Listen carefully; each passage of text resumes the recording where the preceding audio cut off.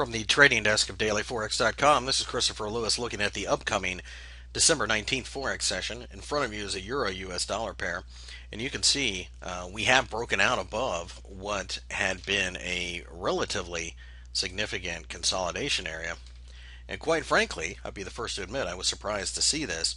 However, it is what it is. We've broken out and we've come back and retested the 131.50 level and have shot straight up during the Tuesday session. This is very bullish, even though I do unfortunately see a lot of noise above. This probably won't be the cleanest of breakouts. However, looking at this, it's obvious that we have just broken out of this consolidation area.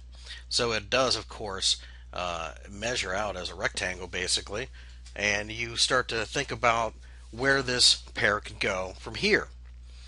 This is about 450 pips, so 450 pips above here is 135. I see a lot of noise all the way up to 134, and because of that I think this will be a choppy move. But definitely it is a time for the Euro bulls. I also believe that sometime in the relative near future, and when I speak of the relative near future I mean within the next year, we will start to focus on Europe again.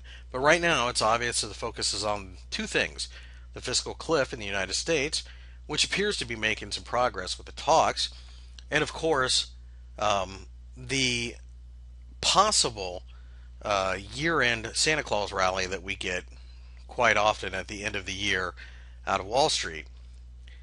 The major driver of this could also be the Federal Reserve and its expansion of its monetary policy, its easing. So, having said that, there are a lot of reasons to think the dollar will lose value.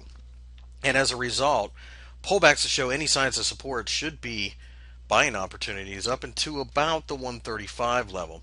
There will be stops along the way, and this will be a choppy pair. This will still be headline driven.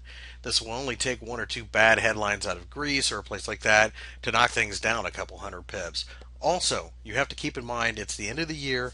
The market's going to be very illiquid, which means we can have sudden spikes. So stop losses are more important than ever. If we manage to break down below the 131 level, at that point in time, I would become suspicious of being on the long side of this trade.